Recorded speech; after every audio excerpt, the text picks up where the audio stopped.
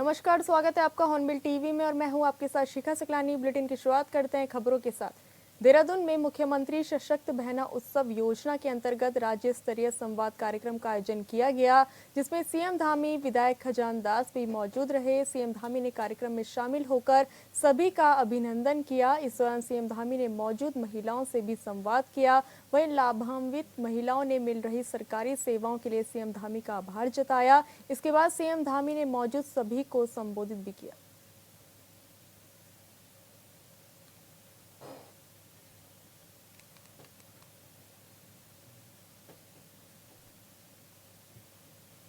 तस्याम तरोच मानायाम सर्वमेव न रोचत।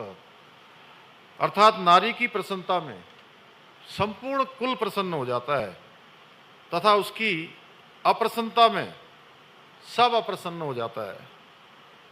इसलिए आप लोगों का हमेशा प्रसन्न रहना सबके लिए बहुत आवश्यक है ना? है कि नहीं है? अगर आप लोग प्रसन्न रहेंगे तो सभी प्रसन्न रहेंगे। अरे अपने बारे में भी इतना सोच रहे हैं आप,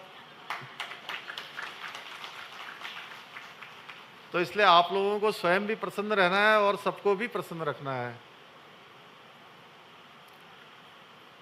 आज हमारे प्रधानमंत्री आदरणीय श्री नरेंद्र मोदी जी के नेतृत्व में नारी तू नारायणी के मंत्र को, उसके साथ मातृशक्ति के कल्याण एवं सशक्तिकरण हेतु देश के अंदर निरंतर कार्य हो रहे हैं। चाहे महिलाओं को आज लोकसभा या विधानसभा में 33% का आरक्षण देना हो, बेटी बचाओ बेटी पढ़ाओ अभियान प्रारंभ करना हो, उज्ज्वला योजना से महिलाओं को चूल्हे की धुएं से मुक्ति दिलाना हो, लखपति दीदी योजना हो, या फिर ट्रिपल तलाक जैसी कुप्रथा से मुक्ति दिलाना हो, ऐसे अनेक ऐतिहासिक निर्णय आदरणीय प्रधानमंत्री मोदी जी ने लेकर मातृशक्ति का सम्मान सुरक्षित किया है। मेरा मानना है कि जब एक महिला आर्थिक रूप से सशक्त होती है तो न वो केवल अपने परिवार बल्कि पूरे समाज को भी सशक्त बनाने का काम करती है। जैसे मैं देख रहा था, बहुत सारी बहनों ने अपने शुरुआती दिनों में बहुत सीमित संसाधनों में काम शुरू किया और इतना शानदार काम करते करते आपने एक बड़ा इसका विस्तार कर दिया। और जहां स्वयं का आप लोग रोजगार कर रही हैं, स्वयं के रोजगार के साथ साथ और लोगों को भी आप सबके माध्यम से रोजगार मिल रहा है। आदरणीय प्रधानमंत्री जी के सहयोग और मार्गदर्शन से हमारी सरकार भी मातृशक्ति के कल्याण के लिए समर्पित होकर काम कर रही है। हमने शिक्षा, स्वास्थ्य से लेकर उद्यमिता, नौकरियों तक में प्रदेश की महिलाओं को अधिक से अधिक उनकी भागीदारी सुनिश्चित करने के लिए अनेक निर्णय लिए हैं। इसी क्रम में हमारी सरकार द्वारा उत्तराखंड राज्य ग्रामीण आजीविका मिशन के माध्यम से प्रदेश की ग्रामीण महिलाओं को आत्मनिर्भर बनाने का कार्य किया जा रहा है। अभी 2 साल पहले सशक्त बहना उत्सव योजना शुरू करी थी और मुख्यमंत्री महिला स्वयं सहायता समूह सशक्तिकरण योजना के माध्यम से हमने राज्य की मातृशक्ति को नए अवसर और शक्ति प्रदान करने का भी काम किया है। आज जारी होने वाले शुभंकर और लोगों मुख्यमंत्री उद्यम शाला योजना के अंतर्गत आपके द्वारा जो निर्मित उत्पाद हैं उनकी गुणवत्ता और प्रामाणिकता का ये प्रतीक बनेंगे। साथ ही ये उपभोक्ताओं के विश्वास और आपके ब्रांड को और अधिक सशक्त बनाएंगे। इस योजना के अंतर्गत हम आगामी 3 वर्षों में 15,000 से अधिक उद्यमियों, स्वयं सहायता समूह और लखपति दीदियों को प्रशिक्षण की सुविधा प्रदान करेंगे। यानी कि कैसे उनको काम करना है, कैसे आगे बढ़ना है, किस प्रकार से अपने उत्पादों को बनाना है, कैसे उनकी पैकेजिंग करनी है, कैसे उसकी क्वालिटी को मेंटेन करना है। इसके अंतर्गत उन्हें पूरी तरह से कानूनी और लाइसेंसिंग सहयोग, कोवर्किंग स्पेस, निवेश सहायता और स्थानीय से लेकर वैश्विक स्तर तक के विपणन के लिए एक मजबूत नेटवर्क उपलब्ध कराया जाएगा। आदरणीय प्रधानमंत्री जी के दूरदर्शी नेतृत्व में वोकल फॉर लोकल और लोकल टू ग्लोबल की पहल के अंतर्गत लखपति दीदी के संकल्प को साकार करने तथा हमारी स्थानीय उत्पादों को वैश्विक पहचान दिलाने के उद्देश्य से हाउस ऑफ हिमालयाज नाम से अम्ब्रेला ब्रांड की शुरुआत की थी। इसके अंतर्गत हम करीब 35 उच्च गुणवत्ता वाले उत्पादों को विभिन्न e commerce platforms, in house stores के माध्यम से लोगों तक पहुंचा रहे हैं। हाउस ऑफ हिमालयाज द्वारा स्पाइस बोर्ड और इंडियन इंस्टीट्यूट ऑफ पैकेजिंग के साथ अनुबंध पत्र पर हस्ताक्षर किए गए हैं। साथ ही अमेजन और जियो स्मार्ट जैसे प्रमुख प्लेटफॉर्म के साथ भी साझेदारी प्रारंभ की गई है। शीघ्र ही हाउस ऑफ हिमालयाज के उत्पाद विश्व के अन्य देशों में भी निर्यात किए जाएंगे। मुझे ये बताते हुए अत्यंत प्रसन्नता हो रही है कि 68,000 स्वयं सहायता समूह बनाकर लगभग 5 लाख महिलाएं संगठित होकर अपना व्यवसाय कर रही हैं। इतना ही नहीं, 7,000 से अधिक ग्राम्य संगठन, 500 से अधिक क्लस्टर संगठनों के माध्यम से राज्य की महिलाएं सामूहिक नेतृत्व की एक अद्वितीय मिसाल भी पेश कर रही हैं। हमने 2023 में रक्षाबंधन के पर्व पर स्वयं सहायता समूह की हमारी बहनों द्वारा निर्मित उत्पादों को व्यापक पहचान दिलाने के उद्देश्य से मुख्यमंत्री सशक्त बहना उत्सव योजना प्रारंभ की थी, जिसके माध्यम से हमारी बहनों ने विभिन्न आयोजनों में 27,000 से अधिक स्टॉल लगाकर 7 करोड़ रुपए से अधिक के उत्पादों की बिक्री करने में सफलता प्राप्त की है। मैं आप सबको बहुत बधाई देता हूं। उत्तराखंड की राजधानी देहरादून में विश्व आयुर्वेद कांग्रेस और आरोग्य एक्सपो कार्यक्रम का आयोजन किया गया, जिसमें सीएम धामी, मंत्री धन सिंह समेत कई गणमान्य मौजूद रहे। कार्यक्रम में हजारों की संख्या में प्रतिनिधि उपस्थित हुए।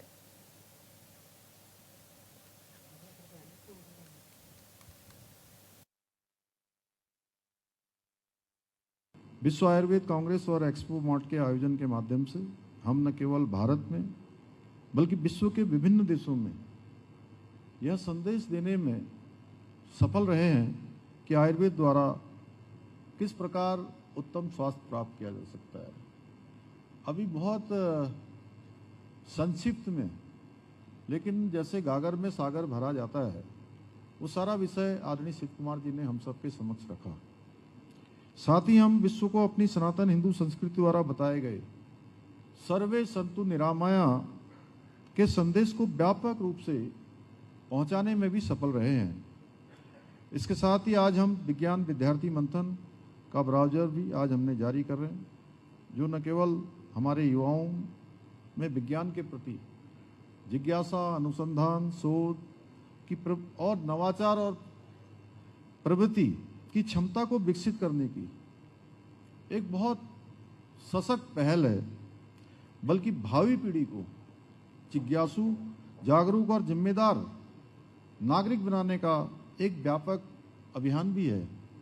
भाइयों बहनों, आयुर्वेद विश्व की एक ऐसी विशिष्ट चिकित्सा प्रणाली है जो प्राचीन काल से ही मानव सभ्यता का आरोग्य, स्वास्थ्य सुनिश्चित करती रही है।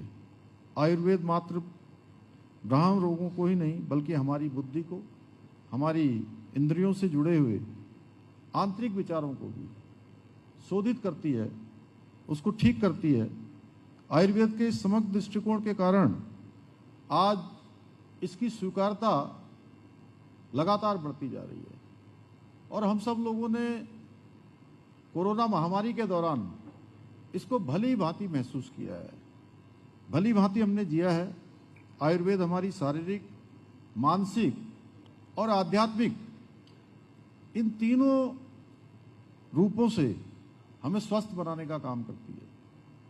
आयुर्वेद की इसी महिमा की व्याख्या करते हुए हमारे ग्रंथों में कहा गया है, हिताहितम सुखम दुखम आयुतस्वम हिताहितम मानम चम तच्च यत्रम उक्तम आयुर्वेद स उच्यते। अर्थात आयुर्वेद वह विज्ञान है जो जीवन के लिए हितकारी और अहितकारी, पथ्य और अपथ्य, जीवन जीने की शैली, रोगों से बचाव के तरीके और रोगों के उपचार के उपायों का ज्ञान कराता है। इसी कारण हम कह सकते हैं आयुर्वेद मानवता को मिला हुआ सबसे मूल्यवान उपहार है। हम सभी को ज्ञात है देवभूमि उत्तराखंड प्राचीन काल से ही आयुर्वेद और औषधीय संपदा की भूमि है। प्रज्ञा है हमारे पर्वतीय अंचल में पाई जाने वाली औषधियाँ जड़ी बूटियाँ आयुर्वेद को आरोग्य के आधारभूत तत्व के रूप में स्थापित करने में उसने हमेशा महत्वपूर्ण भूमिका निभाई है। इसलिए इस प्रकार का आयोजन हमारे प्रदेश के लिए अत्यंत महत्वपूर्ण है। भाइयों बहनों, ये हम सभी के लिए गौरव का विषय है कि आदरणीय प्रधानमंत्री श्री नरेंद्र मोदी जी के दूरदर्शी नेतृत्व में आज केंद्र सरकार का आयुष मंत्रालय हमारे इस प्राचीन विज्ञान को वैश्विक स्तर पर एक नई पहचान दिला रहा है। केंद्र सरकार द्वारा आयोजित राष्ट्रीय आयुष विज्ञान और प्रकृति परीक्षण अभियान जैसे विभिन्न कार्यक्रम आज शहरों से लेकर गांव तक आरोग्य स्थापित करने में अपनी बहुत महत्वपूर्ण भूमिका निभा रहे हैं। आदरणीय प्रधानमंत्री जी के मार्गदर्शन में और उनके सहयोग से हमारी राज्य सरकार भी प्रदेश में आयुर्वेद के प्रचार प्रसार के लिए प्रतिबद्ध होकर निरंतर कार्य कर रही है।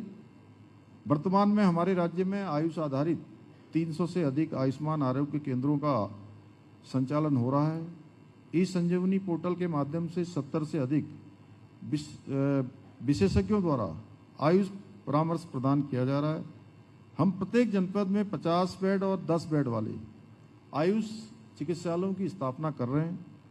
हम प्रत्येक जनपद के एक गांव को मॉडल आयुष गांव के रूप में स्थापित कर आयुर्वेद को जड़ी बूटियों के उत्पादन को भी बढ़ावा दे रहे हैं। इसके साथ ही हमारी सरकार द्वारा प्रदेश में उत्तराखंड आयुष नीति को लागू कर औषधि निर्माण, वेलनेस, शिक्षा, शोध और औषधि पौधों के उत्पादन को गति प्रदान की जा रही है।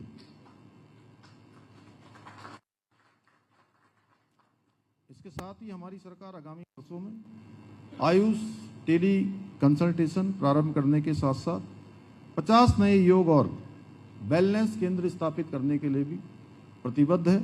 इतना ही नहीं, हमारी सरकार ने उत्तराखंड में अखिल भारतीय आयुर्वेद संस्थान की स्थापना के लिए आयुष मंत्रालय भारत सरकार से भी अनुरोध किया है, जो उत्तराखंड में आयुर्वेद शिक्षा और अनुसंधान के क्षेत्र में एक मील का पत्थर साबित होगा।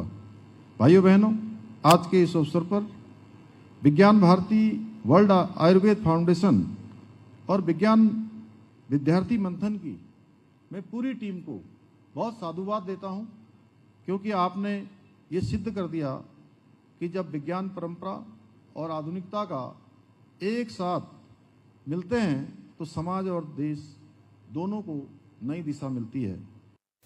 भारतीय सेना ने नागरिक प्रशासन के साथ समन्वय करके लिमचीगाड़ में वैली ब्रिज का निर्माण पूरा कर लिया है, जिससे उत्तरकाशी के धराली में 5 अगस्त को बादल फटने से मूल पुल के बह जाने के बाद संपर्क टूट गया था। इसको लेकर मुख्यमंत्री पुष्कर सिंह धामी का कहना है कि गांव में बिजली पहले ही रिस्टोर हो गई है, मोबाइल नेटवर्क शुरू हो गया है, खाद्य सामग्री, कपड़े, अन्य चीजें वहां तक पहुंच गई है और लिमचीगाड़ में जो वैली ब्रिज जो क्षतिग्रस्त हो गया था उसका निर्माण कार्य पूरा हो गया है।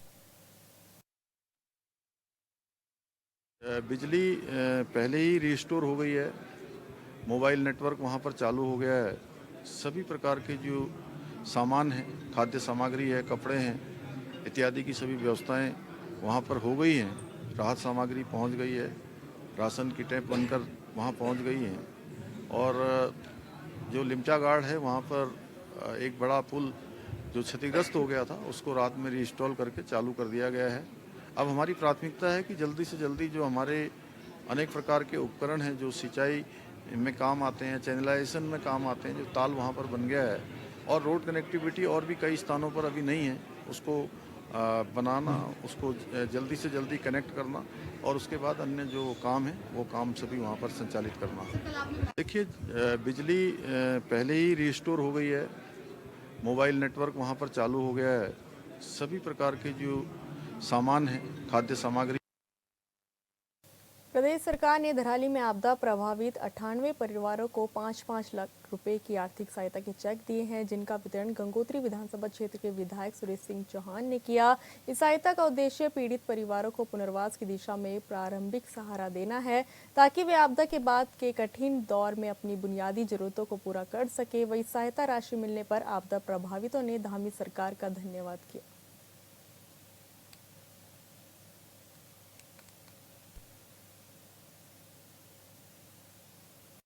नाम शिवराज सिंह है, मैं यहाँ के स्थायी निवासी हूँ और आज हमें मुख्यमंत्री जी की तरफ से आज हमें आवासीय उसमें 5 लाख की आर्थिक धनराशि मिली है और हम माननीय मुख्यमंत्री जी को बहुत धन्यवाद करना चाहते हैं और साथ ही ये भी कहना चाहेंगे कि हमारा और आगे हो पुनर्वास का और अच्छे धन्यवाद। मैं महेश सिंह कुमार मेरा नाम है। जो सरकार ने भी 5 लाख की त्वरित धनराशि हमें दी है, उसके लिए मैं सरकार का धन्यवाद करता हूँ और मैं आगे सरकार से ये भी दरख्वास्त करना चाहता हूँ कि जो हमने विस्थापन की मांग रखी है उसको हमारा जल्दी से जल्दी पूरा किया जाए, ताकि हमें एक नया घर मिल सके और एक थोड़ी सी एक जगह मिल सके, ताकि हम वहाँ पर सुरक्षित रह सकें, क्योंकि गाँव तो अब रहने लायक नहीं रहा है। तो हम सरकार के इसके लिए धन्यवाद करते हैं। जो भी सरकार ने त्वरित ये सहायता हमें प्रदान की है, चाहे राशन है चाहे कपड़े हैं, कुछ भी, इसके लिए हम सरकार का बहुत बहुत धन्यवाद करते हैं। जहाँ पे आपदा पीड़ित परिवारों को जो 5 लाख की धनराशि वितरित की गई है, हम सभी पीड़ित परिवार की ओर से माननीय मुख्यमंत्री जी का आभार व्यक्त करती हूँ, धन्यवाद करती हूँ और आगे भी मैं माननीय मुख्यमंत्री जी से ये उम्मीद करती हूँ कि जो आपने हमें आश्वासन दिया यहाँ पुनर्वास का, आप ज़रूर उसको समय पे पूरा करेंगे और इसी उम्मीद के साथ हम सारे ग्रामवासी, पीड़ित ग्रामवासी आपका हार्दिक दिल से धन्यवाद और आभार व्यक्त करते हैं। अल्मोड़ा में जिला पंचायत अध्यक्ष पद को लेकर बीजेपी और कांग्रेस के बीच जंग तेज हो गई है। कांग्रेस से पूर्व विधानसभा अध्यक्ष गोविंद सिंह कुंजवाल की बहू सुनीता कुंजवाल ने नामांकन पर्चा दाखिल किया। वहीं बीजेपी की ओर से हेमा गेड़ा ने पर्चा भरा। नामांकन के दौरान सुनीता कुंजवाल के साथ पूर्व विधानसभा अध्यक्ष गोविंद सिंह कुंजवाल मौजूद रहे, जबकि बीजेपी प्रत्याशी हेमा गेड़ा के साथ केंद्रीय सड़क परिवहन एवं राजमार्ग राज्य मंत्री अजय टम्टा और कैबिनेट मंत्री रेखा आर्या नजर आए। पूर्व स्पीकर गोविंद सिंह कुंजवाल ने कांग्रेस ने बड़े अंतर से जीत का दावा किया, तो वहीं केंद्रीय राज्य मंत्री अजय टम्टा ने ऐतिहासिक बहुमत से जीतने का दावा किया है।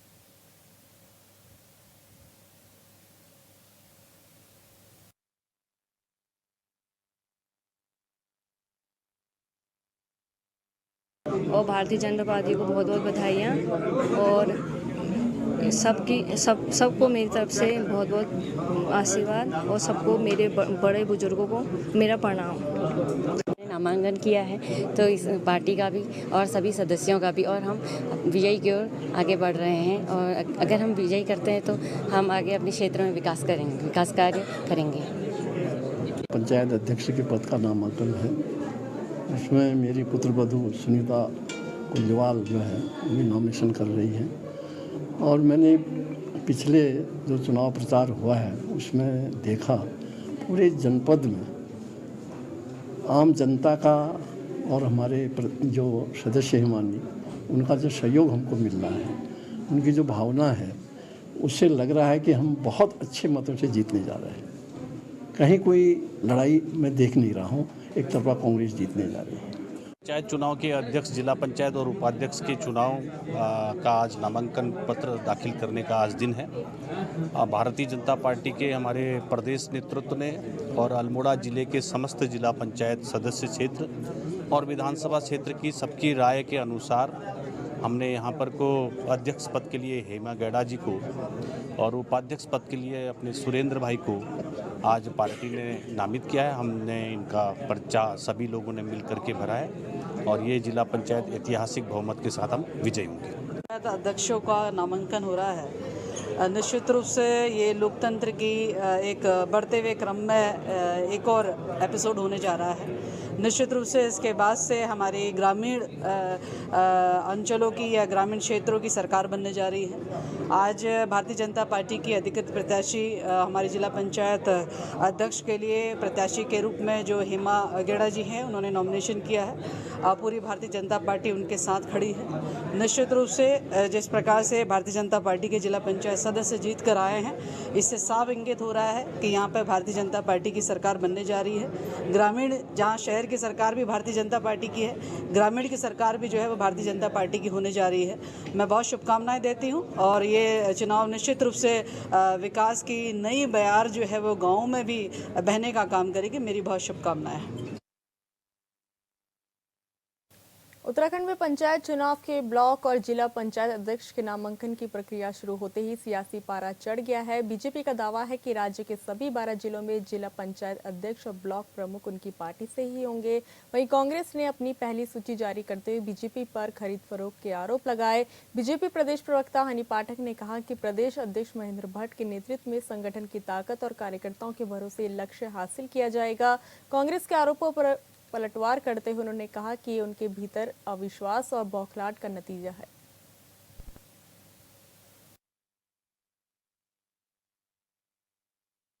देखिए, जहाँ तक रही बात हमारी भारतीय जनता पार्टी की, तो निश्चित रूप से जो हमारे प्रदेश अध्यक्ष श्री महेंद्र भट्ट जी ने कहा है कि हम अपने सभी जिला पंचायत में अध्यक्ष बनाएंगे, ब्लॉक प्रमुख बनाएंगे, तो निश्चित तौर पर उसको धरातल पर देखने को मिलेगा। और रही बात कांग्रेस की, तो उनकी मुंगेरी लाल के हसीन सपने हैं, देखने दो। सपने देखने का अधिकार सबको है, सब अपने अपने तरीके से सपने देखते हैं। और क्या करण महाराज जी को कांग्रेस पर और अपने आप पर और अपने लोगों पर बिल्कुल भी विश्वास नहीं है? क्या वो अपने कार्यकर्ताओं को, जिनको उन्होंने खुद सिंबल दिया है कांग्रेस का, उन पर उनको एक रत्ती का भी भरोसा नहीं कि वो खरीद फरोख्त में आ जाएंगे और बिकने वाले उनके कार्यकर्ता हैं? कम से कम भाजपा तो इस तरह के बयान नहीं दे रही है ना, क्योंकि उनको अपने सभी कार्यकर्ताओं पर पूरा भरोसा है, सभी जिनको उन्होंने सिंबल दिया है उन पर पूरा भरोसा है। लेकिन कांग्रेस को इस तरीके की कुदबदाहट क्यों हो रही है, क्यों इतना बौखलाए हुए? निश्चित रूप से तब ये कहा जा सकता है कि उनको अपने ही कार्यकर्ताओं पर, अपने ही दिए हुए सिंबल के लोगों पर बिल्कुल भरोसा नहीं। उनको पता है कि पूरी कांग्रेस बिक जाती है। तब खबर लक्सर से है, जहां उत्तराखंड किसान मोर्चा के सैकड़ों कार्यकर्ताओं ने मोर्चा के पदाधिकारियों की अगुवाई में बिजली अधिशासी अभियंता कार्यालय का घेराव कर प्रदर्शन किया। उनका कहना है कि लक्सर क्षेत्र में स्मार्ट मीटर नहीं लगने दिए जाएंगे, क्योंकि क्षेत्र में गरीब जनता और किसान रहते हैं।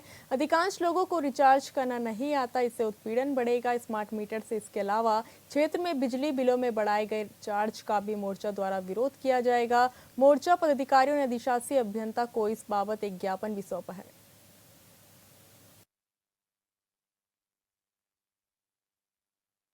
चाहे विपक्ष की स्थिति हो, आज जो सरकार, उत्तराखंड सरकार है, ये भी एक तानाशाही सरकार है। विपक्ष तो कहीं ना कहीं बिल्कुल नाकाम हो गया, लेकिन हम सरकार को चेताना चाहते हैं कि आज का किसान मजबूर नहीं है। और क्या है ना, जो ये स्मार्ट मीटर लेकर आए, इसका पूरा विरोध करेंगे, क्योंकि ये सक्षम नहीं है इसमें रिचार्ज करवा कर जो किसान मजदूर इसका बिल दे सका। जो पहले ही बिल मीटर है उनसे ही बहुत ज़्यादा बिल आ रहा है, तो इसका पूरा विरोध आज उत्तराखंड किसान मोर्चा। फिलहाल इस बुलेटिन में इतना ही। आप देखते रहिए हॉर्नबिल टीवी। नमस्कार।